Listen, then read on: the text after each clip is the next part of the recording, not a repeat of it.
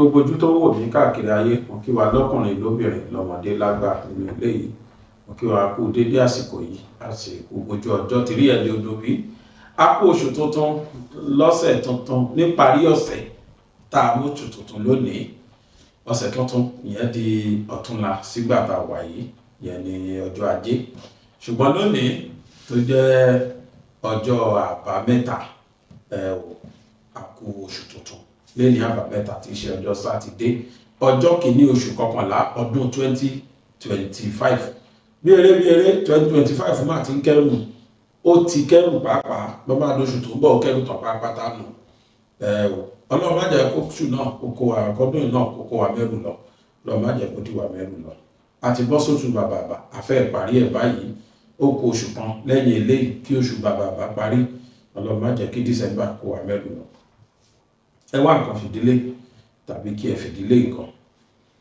Àwa ọmọ Yorùbá, àwa gangan pẹ̀lú ẹni tó ń ṣera wọn, ó lé ojú kòkòrò, owó, ó pẹ̀lú tó ń kó bá ràn yìí tí ò tí ì jẹ́ ká ṣàṣeyọrí látijọ́ yìí.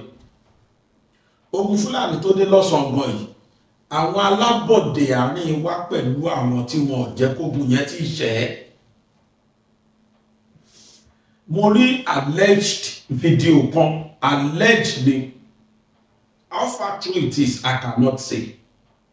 Tẹ́ ẹ bá wo ẹnujọ́ mẹ́ta yìí, ẹ rí pé Kwara àti Ondo, ẹ rí pé lemọ́ Fúlàní jí wọn gbé pọ̀.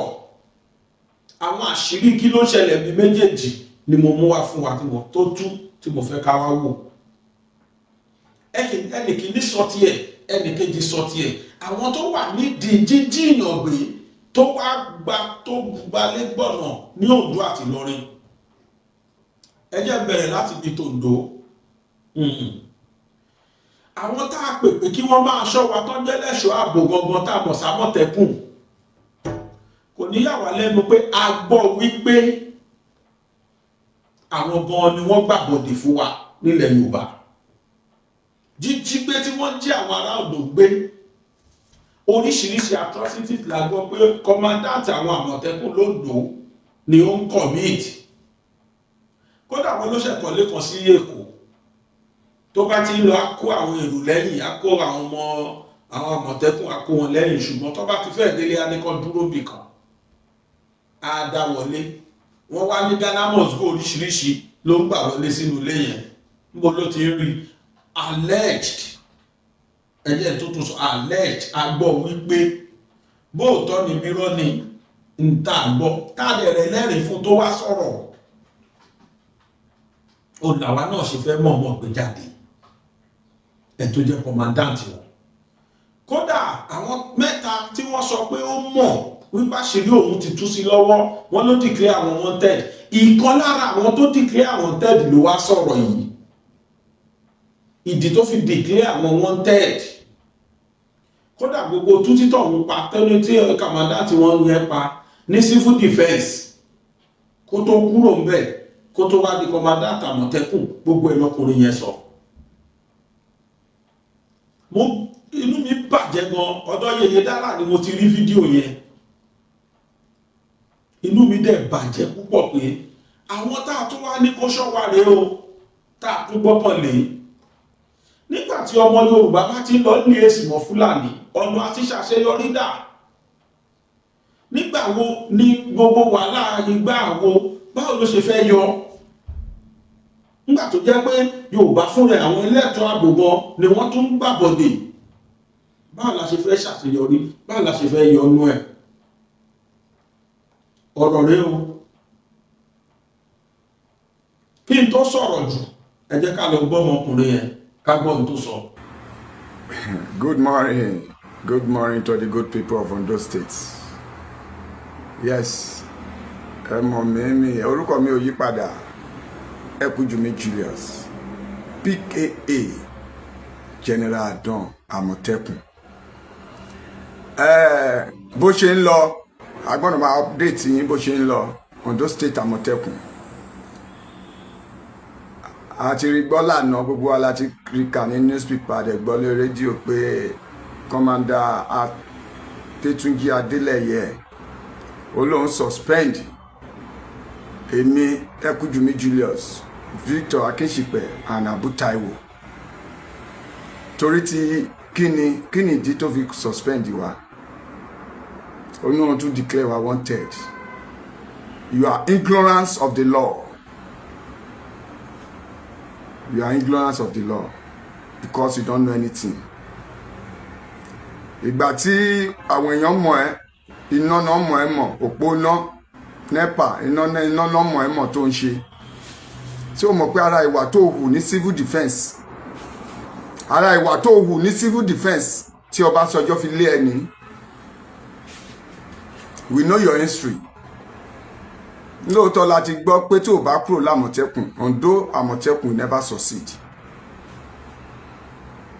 We are àti gbọ́ yẹn tẹ́lẹ̀ pé tí wọn bá lé ẹ lọ l'Àmọ̀tẹ́kùn, Àmọ̀tẹ́kùn ò lè ṣoríire. Torí bí o ṣe ní civil defence yẹn, ìgbà tán ṣe ń lé ẹ lọ ní àwọn civil defence ṣoríire. Ó ló declare wa wanted. Torí pé káàsìrì rẹ̀ má bàá tú, àṣírí rẹ̀ dẹ̀ máa tú. Gbogbo ìwà burúkú tó ti hù l'Àmọ̀tẹ́kùn, we will expose you.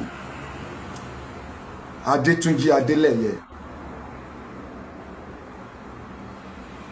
ó mọ gbogbo nǹkan tó ti ṣe l'Àmọ̀tẹ́kùn, but ìwọ rò pé tó bá lé wa solution máa wà.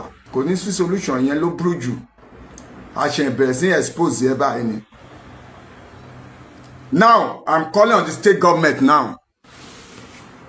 They should call Adétúnjí Adélẹ́yẹ, the commander of Àmọ̀tẹ́kùn.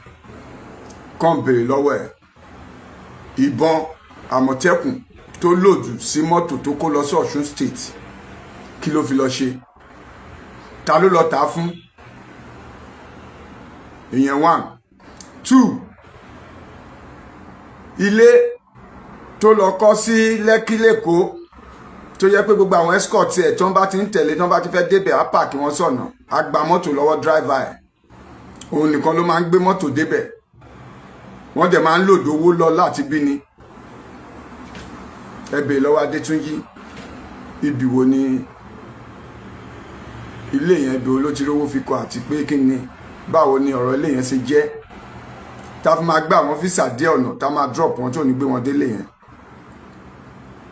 Cash ló máa ń gbé lọ, á lòdù ẹ̀ sínú mọ́tò, cash money, á lọ máa lòdù ẹ̀ sínú ilé yẹn. Ẹ bèrè lọ́wọ́ Adétúnjí kí ló dé tí driver ẹ fi resign. Àlùkò Ọláwálé. Ẹ bèrè lọ́wọ́ ẹ pé kí ló fà á tí driver ẹ fi resign. Driver tó ti ń bá ṣiṣẹ́ more than 7 years. Ká tó bẹ̀rẹ̀ Àmọ̀tẹ́kùn ti ń bá ṣiṣẹ́. Kí ló fà á tó fi resign. Mẹ́ta ni. We still have other 20 points to tender. Àṣẹ̀ṣẹ̀ mẹ́yẹ bọ̀lá kọ́ ni. You can't suspend me in Àmọ̀tẹ́kùn. You are a contractor. As you said, you are going. We are the officers of Àmọ̀tẹ́kùn. You will remain. We are the officer. You are a contractor. Tẹ́lẹ̀ là ń bẹ̀rù àti sọ̀rọ̀. Torí àti rí pé ó ti ń lépa wa, bọ̀ ká tó kú, gbogbo ọmọ Ondo state á gbọ́ nǹkan tó ń lọ. Kódà níbi tí ọ̀rọ̀ yẹn tó le dé, ṣé Yorùbá bọ̀ wọ́n ní ọ̀rọ̀ ẹnìkan ní máa jẹ́rọ́. Nínú àwọn mẹ́ta tí wọ́n declare wanted, wọ́n lárákùnrin yìí pé wọ́n tẹ́lẹ̀ náà ò ti bá wọn ṣe meeting. Níbi tó pè wọ́n sí, ìyàwó kan nínú wọn sọ pé òun ò rọ́kọ òun dì sí láti jọ́kọ́ ti pè wọ́n. Tí kọmọdáàtì yẹn ti pè wọ́n. Obìnrin yẹn jáde síta, ó wá ń pariwo wípé òun ò rí ọkọ wọn o. Obìnrin náà dẹ̀ wà ní oyún. Níbo ni kọmọdáàtì yẹn gbé ọkọ ẹ̀ sí? Kí ló fi ọkọ ẹ̀ ṣe? Ṣé lóòótọ́ ni kọmọdáàtì yìí? Ṣé lóòótọ́ ló ṣe ń tẹ́ ẹ rí tí wọ́n sọ yìí? Ẹ gbọ́rọ̀ lẹ́nu ìyàwó ẹ̀.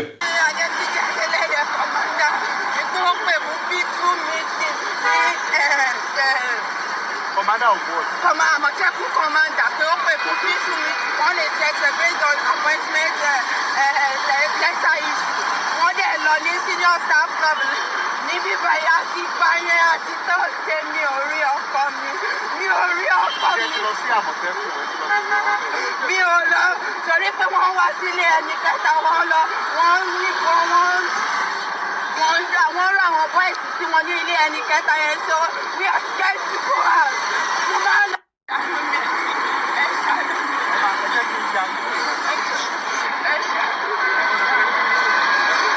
Ẹ káàbọ̀ padà ká tó máa bá ọ̀rọ̀ wa lọ. Yes, mo ní very good news fún ẹ̀yin tí ẹ ti invest sí ọ̀dọ̀ ọkùnrin tí wọ́n ṣe pampers tó ń ṣe mother touch. Èmi àti wọ́n jọ sọ̀rọ̀ lánàá. Ẹ̀yin tẹ́ invest sọ síbẹ̀ ẹ sọ fún mi pé bẹ́ẹ̀ ni ǹjẹ́ mọ̀ pé àwọn tó invest láìpẹ́ yìí máa yìí sọ fún mi pé by December bóyá December 11 àbí kankan wọ́n máa gba the first return on investment wọn. Mo ní rárá o, ó ní bẹ́ẹ̀ ni ó lọ́wọ́ àti wọ́n ti jọ sọ ní pé àṣẹ déètì tí oníkálukú máa gba return on investment ẹ̀ lẹ́ẹ̀kejì lẹ́ẹ̀kejì lẹ́ẹ̀kẹta lọ́dún gbogbo déètì yẹn ni máa yẹn fún wọn. Ẹ̀yin tẹ́ ṣe dáùtù ẹ̀ Mr. Adéwálé Jonathan ni mo sọ yìí o. Ẹ̀yin tẹ́ ṣe dáùtù investment máa yẹn ó dàbí pé máa yìí serious o. Mo máa gbé wọn wá ní ọjọ́ Monday lágbára Ọlọ́run ní ọjọ́ Monday. Ẹ̀yin tẹ́ bá wọn fídíò mi lọ́jọ́ Monday gbogbo béèrè tí mo mọ̀ pé need la máa bi wọ́n léèrè ọjọ́ Monday yẹn. The man is so sure. Gbàtí mi àti wọ́n jọ sọ̀rọ̀ lánàá àwọn nǹkan tó ń sọ fún mi ó tún touch mi pé so máa yìí mean business tó bá wọ́n mì náà o. Ẹ lọ bí gbogbo àwọn tó ti invest léèrè gbogbo wọn ni wọ́n ti gba date of payment of their returns on investment. Gbogbo wọn náà ní date yẹn lọ́wọ́. Ó ti fún wọn date pé enílẹ̀ invest àbí ìjọba yẹn máa gba first payment second payment ìjọba yẹn ó dẹ̀ ka àwọn owó yẹn 25% of any investment.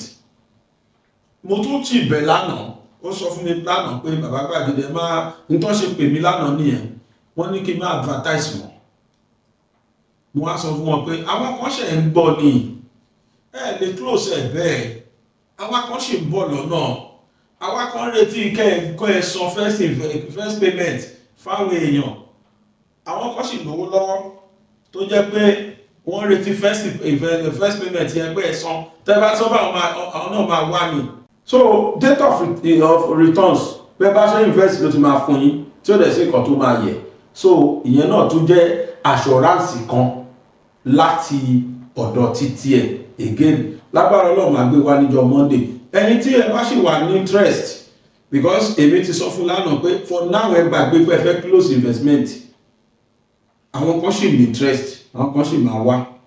In fact as soon as ẹ bá ti san first investment àwọn kan tó sì máa fẹ́ invest sí. So mo dẹ̀ ti sọ fún wọn pé di January kan máa close ẹ̀. Àwọn kan fẹ́ gbowó bì kan ni àwọn kan sì reserve owó wọn wò pé ṣé lóòótọ́ ni. So bó ṣe rí nìyẹn. Ẹ jẹ́ bá sì ní interest ẹ pé Mr. Jonathan Adéwálé nọ́mbà ẹ̀ nìyẹn. Bóhun tó filẹ̀ lánàá ni pé mo wá ní 1 million lọ́wọ́ mo wá ní 2 million ò gbà o. Ó ní pé owó tó jówó àwọn tó ń mọ̀ pé wọ́n fẹ́ invest gangan tó máa rí owó yẹn lò sí gbálósáwò lòun fẹ́. So bó ṣe rí nìyẹn o ẹ má bínú o. Then Dr. Mayegun bàbá yẹn ṣe gudugudu méje yàyà mẹ́fà lọ́wọ́lọ́wọ́ báyìí fáwọn èèyàn. Gbogbo àwọn tí wọ́n lọ àwọn èèyàn pè mí màmá kan tẹkútẹkú ló fi pè mí lánàá bí tí inú ẹ̀ dùn dé ó lóun ti dààmú gan-an. Bàbá Gbàgede ẹ ṣe tó fi ṣàdúrà fún mi fẹ́ wọn náà màmá mo ti gbọ́ mo ṣàfihàn try ẹjọ́ yìí tẹ́ bá ń pè mí ẹ máa rántí pé èèyàn lèmi náà mo try láti dáyà ẹlẹ́kùn ìyá ti dùnú ìyá ò ṣàgbọ̀ tó ń ṣàdúrà ẹ̀yin tẹ́ bá fẹ́ pé Dr. Mayegun pé ẹ ní spiritual problem nọ́mbà wọn nìyẹn kò ní ìdíkẹ́ ẹ pè mí ẹlòmíì àwọn ọmọ pè mí pé mo fẹ́ kó jẹ́ true yín máa fi lọ kó necessary tẹ́ bá ti pè tẹ́ sọ pé látọ̀dọ̀ bàbá Gbàgede mọ̀ ní tẹ́ bá fẹ́ wọn á dá yín lóhùn Ọlọ́run sì ń lò sábàbí lọ́wọ́lọ́wọ́ dáadáa báyìí. Finally òun náà ni dictionary wa ẹ̀yin tẹ́ fẹ́ kí n máa send dictionary yẹn sọ́nà tó jìnnà mo ń ṣe gbàgbára mi ṣe ká sí kọ́ọ̀lù yẹn pọ̀ jù lórí ọ̀nà tó jìn ẹlòmíì ní kí n máa send sí Kogi, can you imagine?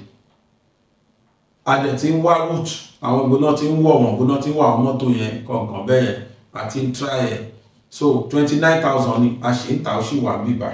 Now that is that about that. Finally láàárọ̀ ìtorí mi ìfiṣẹ́ tí mo fẹ́ ṣe mi ìfẹ́ kó pẹ́ rẹpẹtẹ. Níbo la wá Yorùbá la fẹ́ kí owó kókó bá wa dé. Ẹni tó ṣẹlẹ̀ ní ogun Jálumi àkọ́kọ́ rèé o. Àwọn Yorùbá Gbàbọ̀dé náà ni o ní Fúlàní fi kápá wa ńlọrin ló fi jẹ́ dọ̀la wọn ò rí lọrin gbà mọ́ o. Ló fi jẹ́ dọ̀la wọn ò rí lọrin gbà mọ́ o. Èló ni Fúlàní nọ́mbà yẹn fún Yorùbá. In tó wá fọ́nì jù ni pé àwọn Yorùbá tó Gbàbọ̀dé fún ilẹ̀ Yorùbá gbà yẹn lọ́wọ́ Fúlàní padà pa wọ́n ni fàpẹẹrẹ látòrí Àfọ̀njá Fúlàní ló pa Àfọ̀njá pẹ̀lú ogun tó lóhùn nílòògùn ó padà ń pa àwọn ni wọ́n padà fi ránṣẹ́ sọ́run wọ́n ta lọ́fà pa ni wọ́n ta lọ́fà tán wọ́n lè súnmọ́ torí wọ́n rò lọ́kàn púpọ̀ yóò ní àpáyọ ìgbọ́n ní pé kò lè ṣe kankan mọ́ ni wọ́n lọ da ilẹ̀ sí lára lórí ìdú obì tán pa sí. Ẹni bá fídíò ta ni Fúlàní tí mo ṣe rí ń bẹ̀. So ẹ jẹ́ káwa náà kẹ́kọ̀ọ́ látara past history. Mo fẹ́ fi àwọn fídíòs kan hàn wá kẹ́ ẹ wo itú tí àwọn Fúlàní ń pa fún Yorùbá. Kódà wọ́n ti bọ́rọ̀ wọn débi pé bẹ́ẹ̀ bá káwọn mọ́kò ń sìn wọ́n á tún máa sọ fún yín pé kí lẹ fẹ́ ṣe fáwọn. Tẹ́lẹ̀ wọ́n sáwọn ọ̀sà mọ́ sìn. Wọ́n fèsì àwọn aráàlú. Fídíò tẹ́ ẹ wo yìí tẹ́ ẹ bá wo inú àrùn yín inú àbí mi gan. Mo wò ó ṣe ló dàbí kí n súnmọ́ wọn kí n bẹ́ orí àwọn Fúlàní yẹn dànù bí tinú bí mi dé. Tẹ̀wá gbọ́n táwọn Fúlàní yìí sọ lẹ́nu wọ́n ka yín mọ́kọ níbi tẹ́ ẹ ti ń da ẹran tẹ́ ẹ ti ń bìfẹ́ ẹran yín bọ́kọ wọn jẹ́ wọ́n dẹ̀ sọ̀rọ̀ ẹni kan lọ pé kán lọ ṣe tó bá wù wọ́n ibi tá a bá àwa dé nìyẹn ẹ jẹ́ àwọn fídíò yẹn. This one in particular want to kill one of the villagers. This one in particular. See them.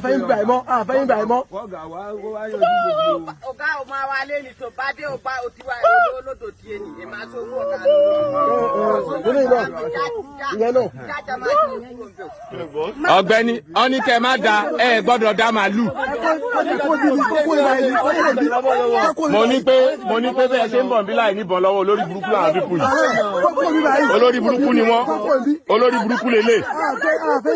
Olórí burúkú lélẹ̀. Ó ní kọ́ kò ń bí báyìí.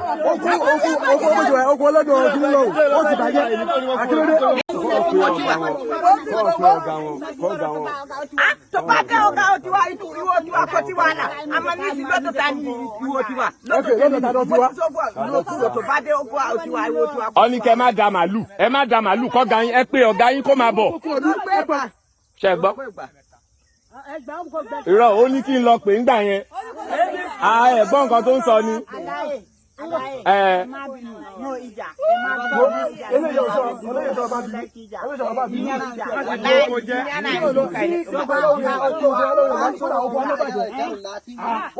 Gbogbo kómi lẹ ti bàjẹ́. Ẹ má bàa sọ gbogbo yẹn o. Kí lẹ̀ ń bá sọ gbogbo yẹn fún? Ó ní kọ́ kó ń bíbà. Tí Fúlàní bá ti lé wa lórí ilẹ̀ wa, pé ká kúrò lórí ilẹ̀ wa. Ẹ káàbọ̀ padà. Finally lẹ́ni mo sọ̀rọ̀ lọ́rin lẹ́ẹ̀kan níbi tí wọ́n ti àti Gbàbọ̀dé. Ẹ bá wa bí gọ́fúnà lọ́rin.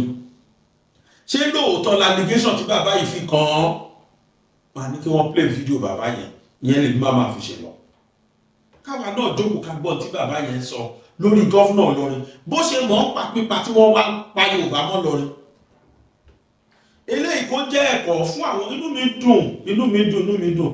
Mo dẹ̀ bí Ọlọ́run bàbá wa ọ̀wọ́ adé ẹ ṣé gan ẹ ṣeun inú mi dùn Ọlọ́run á jẹ́ kẹ́ ẹ pẹ́ lórí oyè o ẹ fọwọ́ páwọ́ ẹ fòrìgì jòbì ní táwa Yorùbá fẹ́ kẹ́ ẹ ṣe mo ti ń rí pẹ́ tí ń ṣe ẹ jọ sínájì tó wà láàrin ẹ̀yin àti Aláàfin Ọọ̀ni ẹ má jẹ́ kó tún já ẹ̀yin má lè sísí kan táwọn ọ̀tá Yorùbá kan àwọn ọmọ àlè Ọ̀yọ́ kan ẹ má lè sísí kan tó ń sọ o kó dàrú láwọn fẹ́ wọn fẹ́ kílẹ̀ Yorùbá lálàáfíà o ilẹ̀ kóòtù òjìrè wọn fẹ́ kó gbòmìnira o ẹ má lè sísí kan tó ń sọ o ẹ̀yin ṣáà máa bá ti yín lọ ẹ máa ṣe ẹ̀rí Aláàfin gẹ́gẹ́ bí ọba ẹ̀rí Ọ̀nìràdà gẹ́gẹ́ bí ọba bíi ti yín tí sínájì bá wà láàrin ẹ̀yin méjèèjì àti ṣẹ́gun Fúlàní torí ẹ̀yin méjèèjì ẹ máa wà ébù láti coordinate àwọn ọba tó kù tẹ́ bá dẹ̀ ti ṣe ọ̀kan ilẹ̀ káàrọ̀ òjìrì aṣọ̀kan èyí nìyẹn lẹ́ẹ̀kejì tí ilẹ̀ káàrọ̀ òjìrì bá ti ṣọ̀kan kò sí gọ́fúnà kan tó máa lè máa pàṣẹ òjì fún wa mọ́ irú ẹ̀ ló ṣẹlẹ̀ ní Kwara irú ìyà yẹn ló jẹ wọ́n Kwara lọ́wọ́ yìí wọ́n ní gọ́fúnà wọn lọ liaise pẹ̀lú Dangote nítorí góòdì tí wọ́n wà allegation tó ga ni bàbá yẹn fi kan gọ́fúnà state wọn àtàwọn míì náà tọjọ pawọ́pọ̀ lé ìran Yorùbá tó wà nínú Kwara ìlú tí kìí ṣe ìlú yín ìlú tó jẹ́ ìlú Ọ̀yọ́ ló ní tẹ́yìn náà wá sọ̀rọ̀ ayé dọlọ́run nídìí ẹ̀ tẹ́ wá bẹ̀rẹ̀ sí ní torí pé Fúlàní ti lẹ́nu ẹ wá sọ̀rọ̀ ayé dọlọ́run nídìí ẹ̀ wá bẹ̀rẹ̀ sí ní halẹ̀ kí ni ká ṣe àṣírí tó ga làwọn àṣírí méjèèjì táwọn èèyàn méjèèjì tú ní Oǹdó àti nílọrin ẹjẹ agbọn kan tí bàbá yẹn sọ lórí àṣírí ti pípa tó ń pa wọn lóńdó bóyá. ọjọ́ tán bá ti gba Yorùbá wọ́n gba Nàìjíríà Yorùbá sí Yorùbá kò sí Nàìjíríà. Geographical expression ẹ jẹ́ kí n wá mú lọ sí Kogi àti Kwara ṣẹ́rí a máa ń tanra wa by the wrong narrative gbogbo tó ń ṣẹlẹ̀ ní Kwara lẹ́yìn gọ́ọ̀nà Kwara mọ̀ báyìí.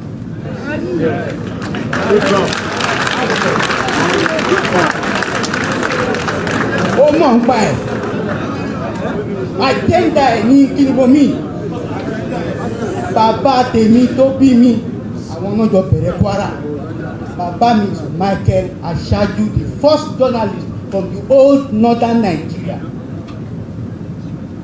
He was a reporter for Nigerian Tribune nígbà tí Alhaji Lateef Jákàndé jẹ́ editor Tribune in 1953.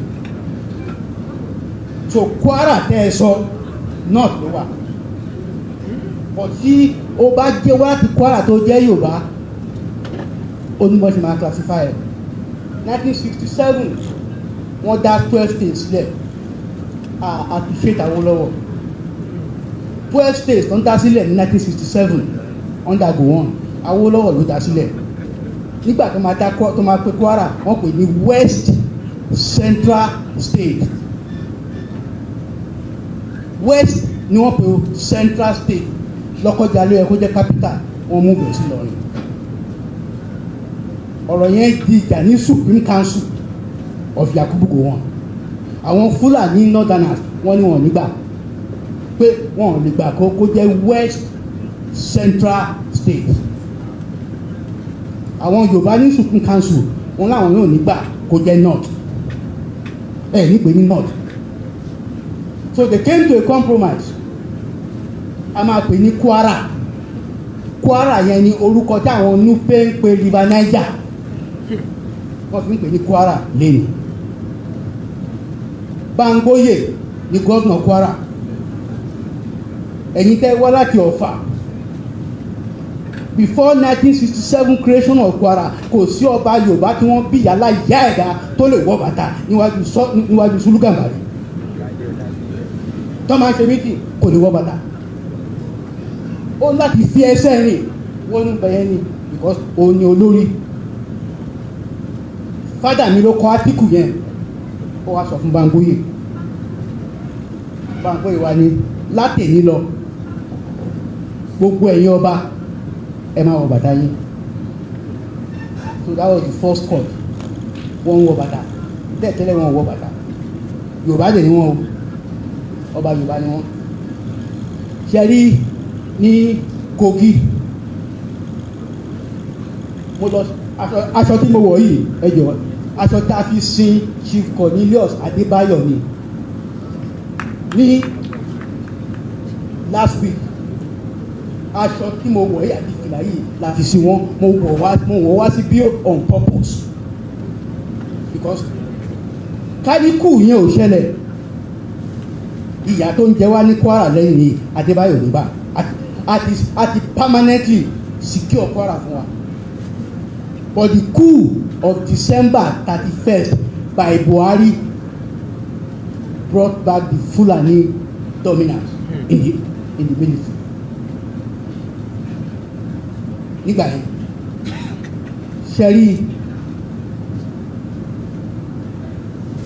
mo dé government house ní last Saturday ní 1967 tó ń gbé Kwara kò sí Ahmadu Bello mọ́ kò sí northern Nigeria mọ́ mo dé government house ní Saturday mo kọjá ń bẹ̀ Abdulrahman Abdul kí ló kọ bàbá ẹ̀ Abdulrasaq ó ti change the government house Ìlọrin sí Ahmadu Bello house.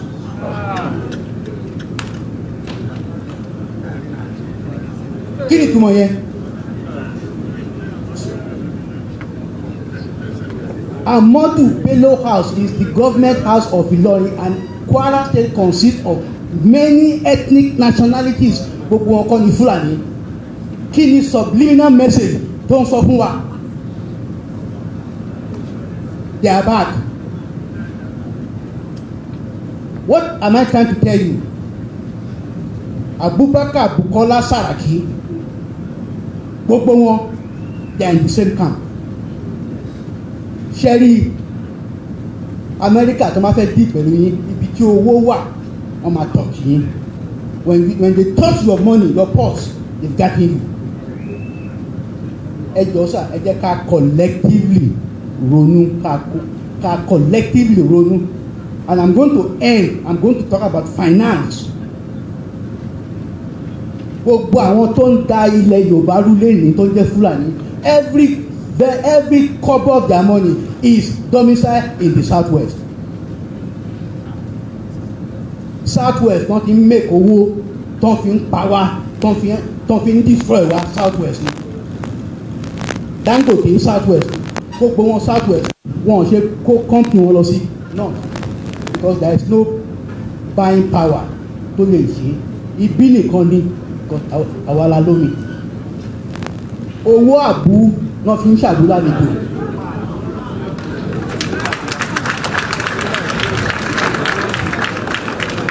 ten thousand cows ni wọ́n ń pa ní southwest every day 10,000 cows. And that is a conservative estimate, very, very conservative. Kí ni mo mean by that? Ilẹ̀ tẹ́ ń pa wá fún màálù yín tí ẹ̀ kì í jẹ ìbílẹ̀ ń kó wọn wá ká jẹ. Ǹjẹ́ ẹmẹyẹ Yorùbá tó ń kú of colon cancer torí pa ń jẹ màálù? Ǹjẹ́ ẹmọye Yorùbá tó ń kú of every Saturday tá à ń ṣe party tá à ń gbá àwọn èèyàn sí tá a dẹ̀ ń pa màálù tá a dẹ̀ ń jẹ màálù? Ẹ jọ̀ọ́ mo fẹ́ bẹ̀ yín lórúkọ Olódùmarè ẹ̀yin Yorùbá ẹ má jẹ́ ká jẹ màálù mọ́. Ẹ jẹ́ ká kọ́kọ́ bẹ̀rẹ̀ bàìbọn tó ti pé èmi ò ní jẹ màálù. Mi ò ní jẹ màálù, màá jẹ ewúrẹ́, màá jẹ nǹkan mi. I will not support your business that is targeted at exterminating me with my own money.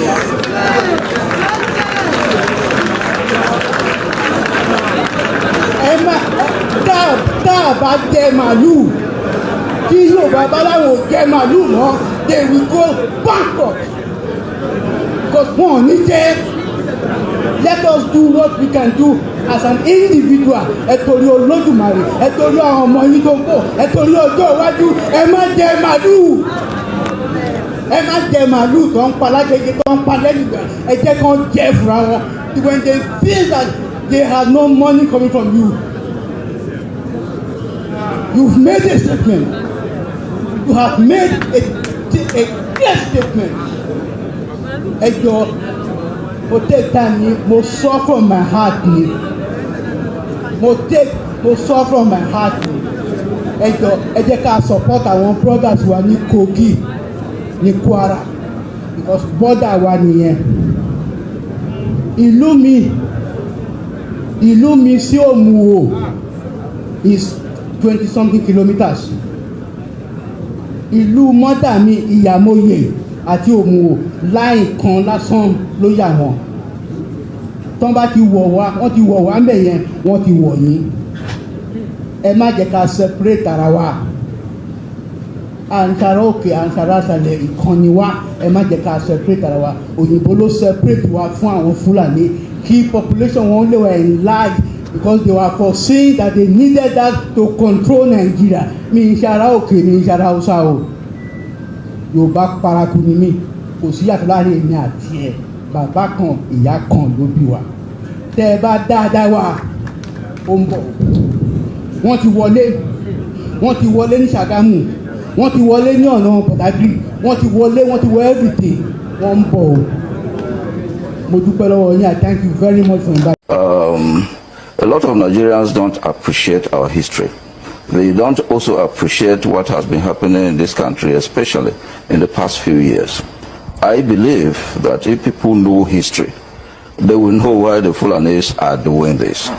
If people know our recent history, they will know that there is an attempt to grab a lot of land from the people of this country for the Fulani of the whole world.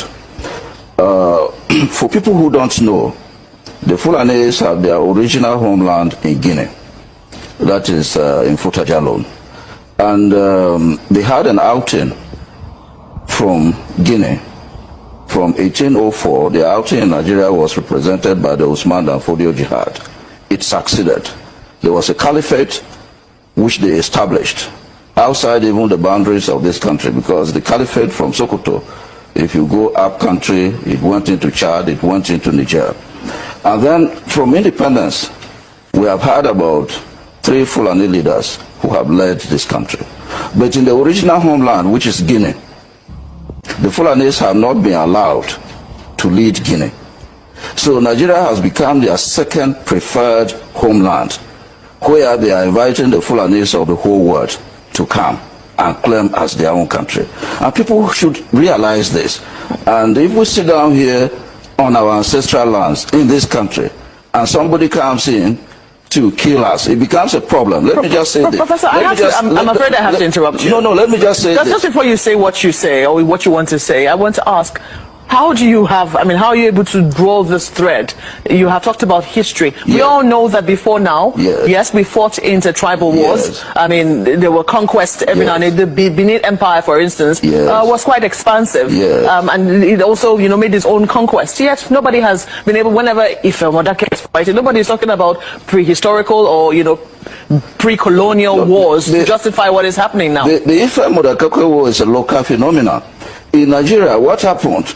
When the British people came in, remember, the caliphate was a pre-colonial phenomenon, and it gave the Fulanis some privileges even over the Hausa states, because they manipulated Islam to take over the Hausa states, and it gave them some privileges over the Hausa states and other Nigerian groups which they used to raid as slaves. When the British people came in, people who know colonial history will know that they privileged them. They decided to divide and rule this country by privileging the Fulanis over other groups. So what happened is that the Fulanis moved with their privileges from the pre-colonial period into the colonial period. And now that we have independence, they are also moving with the privileges they had under the colonial government into independent Nigeria. And independent Nigeria is not a feudal system. Independent Nigeria cannot allow a group of people to come into this country from all over West Africa and claim this as their own country. What happened during colonialism was that the states we have presently became fixated in terms of their boundaries. Just before you go on, I mean, there have been other, there have been other plausible theories around this. They have talked about how there is an environmental crisis. The fact that even the Lake Chad is drying up and, right now there is a need, I mean, even the desert is encroaching. We're all aware of that. And that, pasture that used to be available for cattle is no longer available. Population is exploding. The usual cattle routes are no longer available for cattle to go around as they used to, owing to this population explosion and development and civilization. All of this do not matter in the context of the crisis that we're currently seeing. No, all of them matter, but they are not as important as the point I'm making. Remember the so-called cattle routes. They are not today's invention.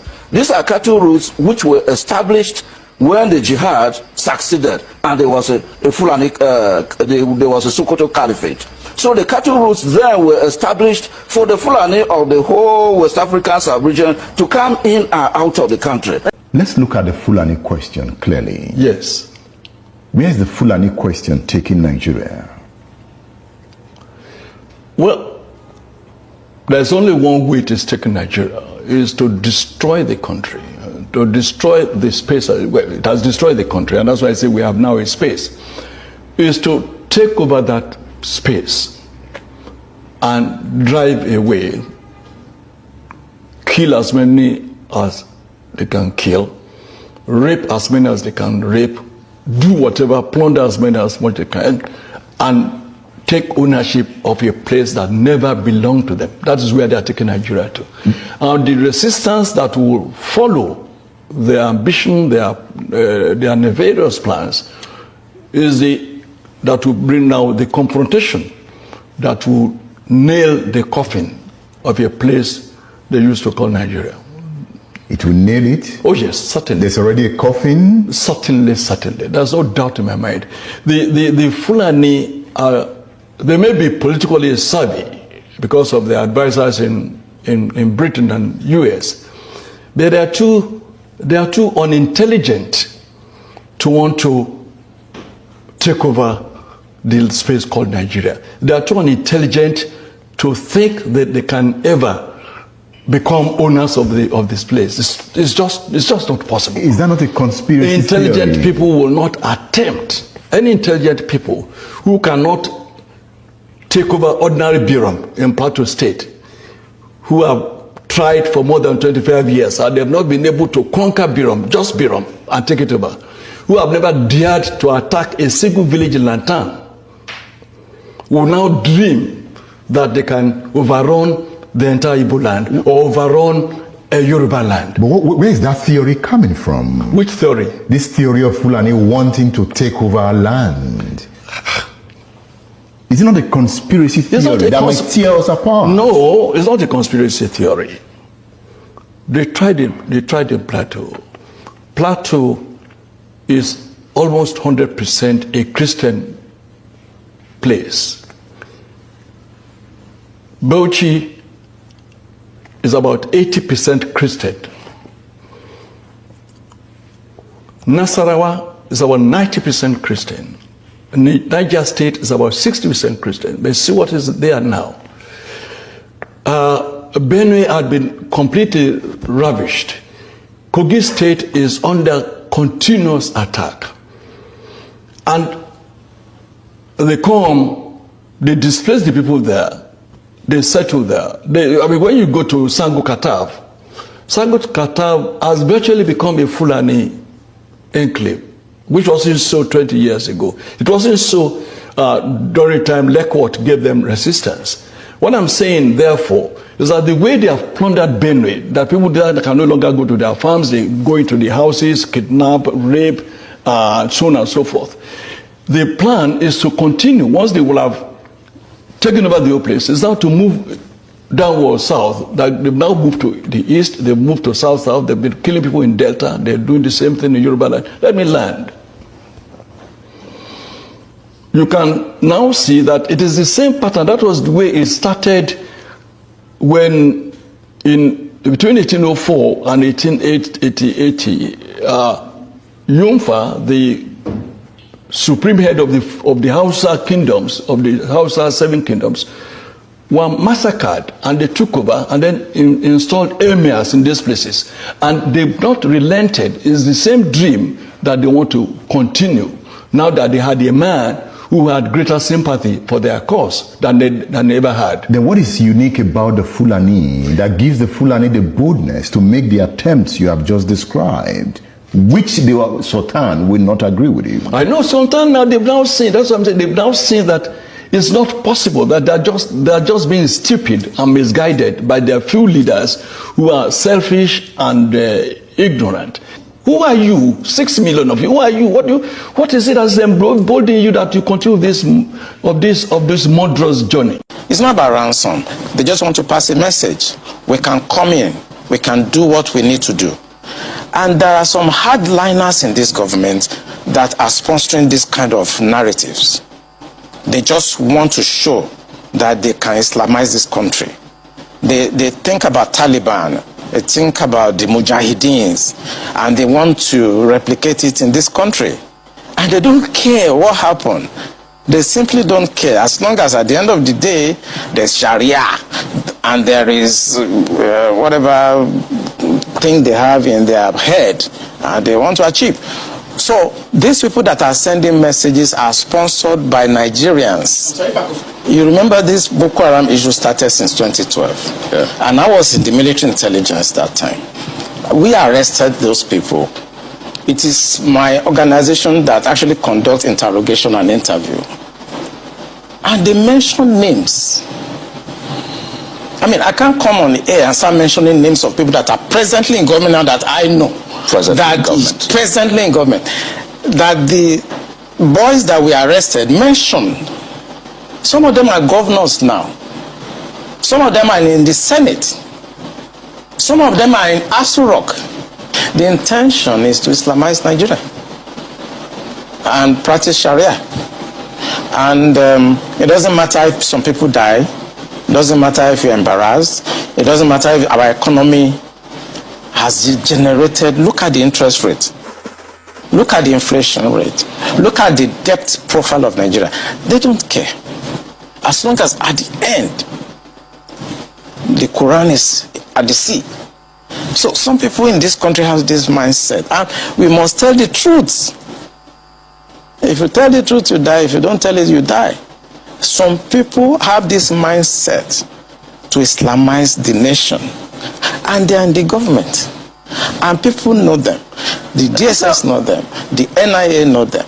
The DIA knows them. You can't succeed without an inside person. And this attack you saw has insiders collaboration.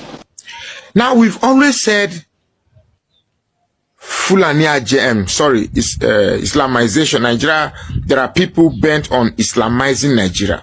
So I've been thinking, suppose we are describing the narrative using the wrong words.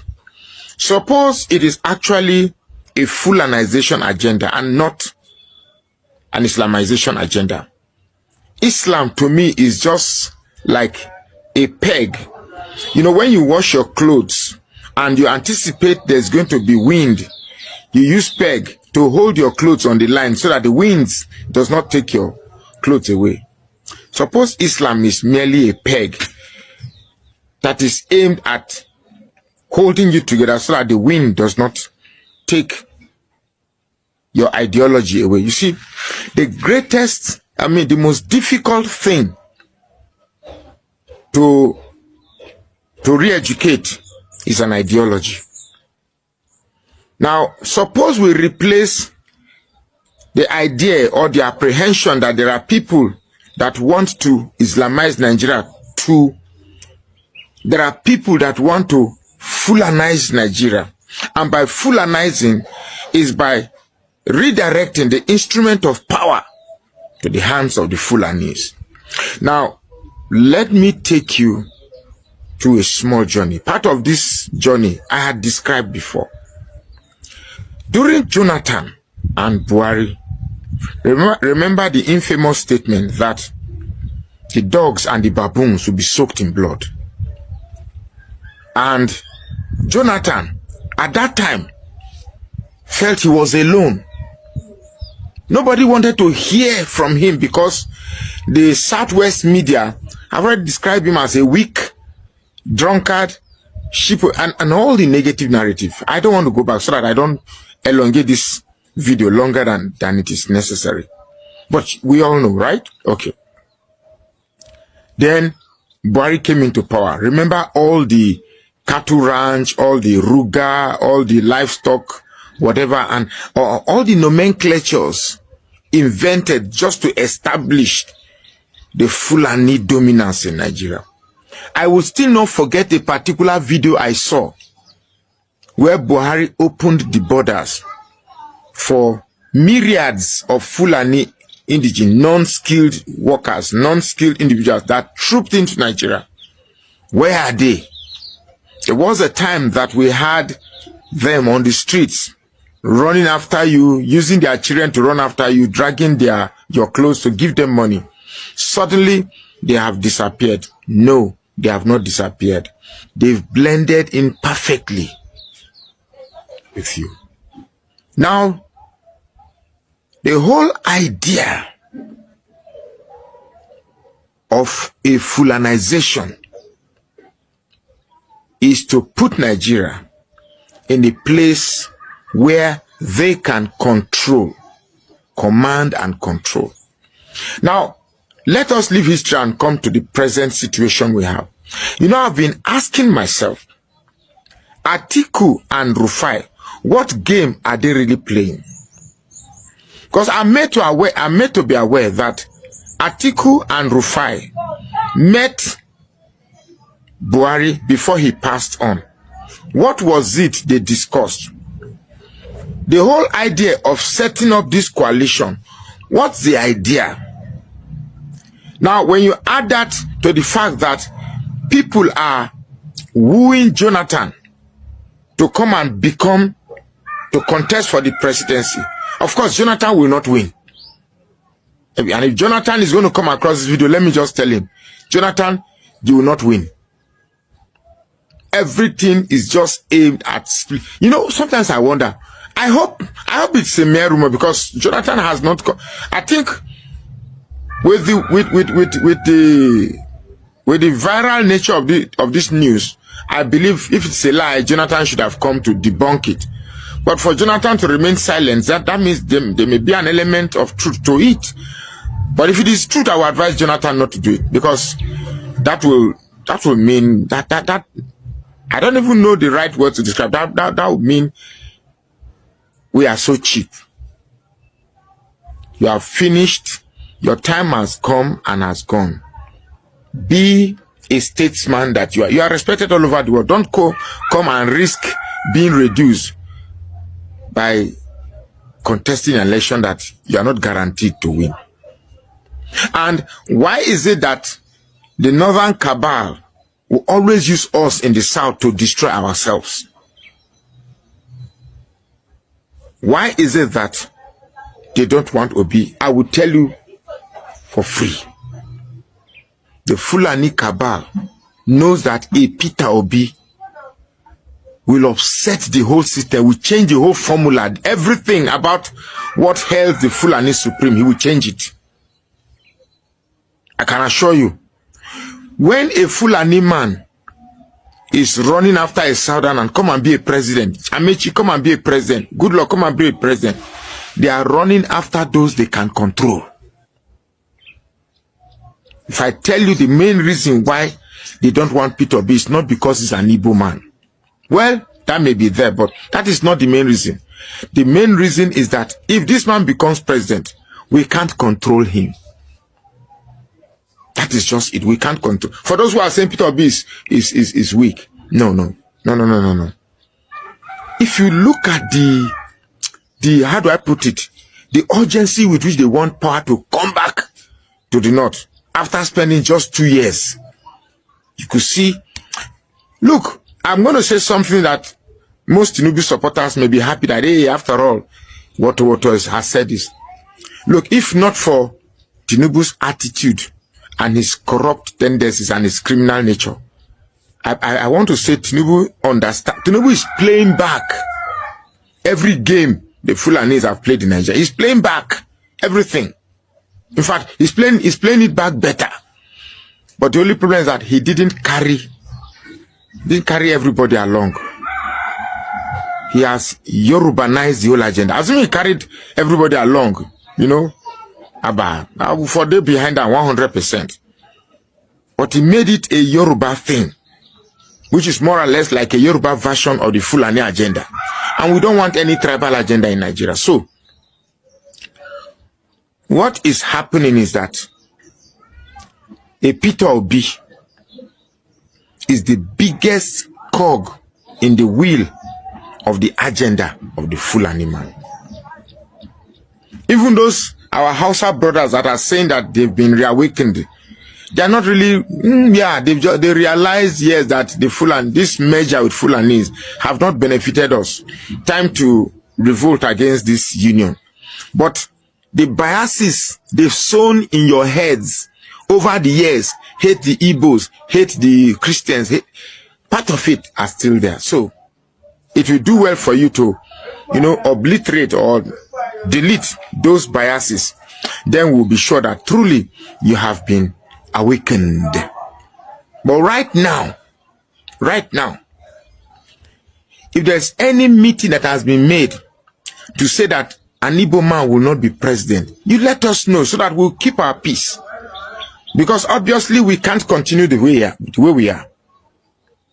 Just because somebody belongs to a certain region, a certain ethnicity, a certain religion, it doesn't matter if he has all the good underpinnings to turn this country around and say, no, we should not vote for him, we should vote for thieves and criminals because they belong to the acceptable tribe, the acceptable regions, the acceptable religion.